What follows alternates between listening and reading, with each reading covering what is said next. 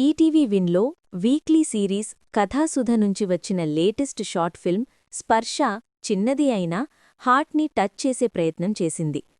పల్లెటూరిలో వ్యవసాయాన్ని నమ్ముకుని సింపుల్గా జీవించే అరుసు తన ఇద్దరు కొడుకులలో పెద్దవాడు సిటీలో సెటిల్ అవ్వడంతో భార్యతో కలిసి అతని ఇంటికి వెళ్తాడు. అక్కడ వాళ్లు ఎందుకు ఇమడలేకపోతున్నారు, మనవడు మనవరాలికి వాళ్లు చెప్పే మాటల వెనక ఉన్న భావం ఏంటి అనే అంశాల చుట్టూ ఈ కథ నడుస్తుంది. పెద్దగా హడావిడి లేకుండా నెమ్మదిగా మనసులోకి దిగిపోయేలా కథను తీర్చిదిద్దారు. ఈ సినిమా ప్లస్ పాయింట్ ఏంటి అంటే ఇందులో ఎమోషన్స్ బాగా వర్కవుతాయి.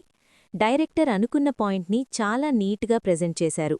మొదట కథను ఒక నెగటివ్ టోన్లో స్టార్ట్ చేసి ఆ తర్వాత చిన్న చిన్న ఎమోషనల్ ట్విస్ట్లతో ప్రేక్షకుణ్ణి లోపలికి లాగేస్తారు.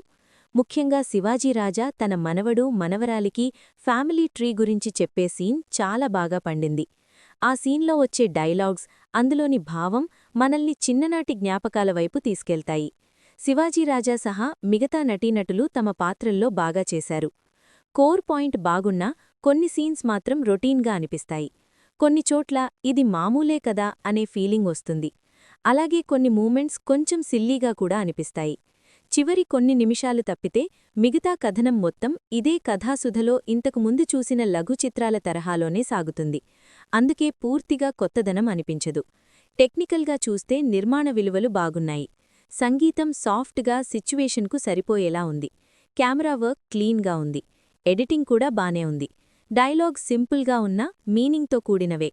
డైరెక్టర్ ప్రవీణ్ రామరాజు ఒక మంచి లైన్ తీసుకుని దాన్ని నెగటివ్ నుంచి పాజిటివ్గా మార్చే విధానం అతని విజన్ని చూపిస్తుంది.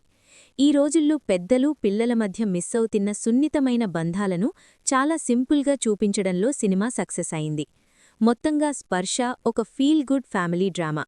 కొన్ని మూమెంట్స్ రొటీన్గా అనిపించినా ఎమోషన్స్ మరియు సందేశం మాత్రం హార్ట్ని టచ్ చేస్తాయి. ప్రస్తుత రోజుల్లో పెద్దలు తమ పిల్లల నుంచి ఏం మిస్ అవుతున్నారు అనే పాయింట్ని బాగా ప్రెజెంట్ చేసిన ఈ లఘు చిత్రం ఫ్యామిలీ ఆడియన్స్కు ఖచ్చితంగా నచ్చుతుంది. ఈటీవీ విన్లో ధారాళంగా చూడదగ్గ సినిమా ఇది.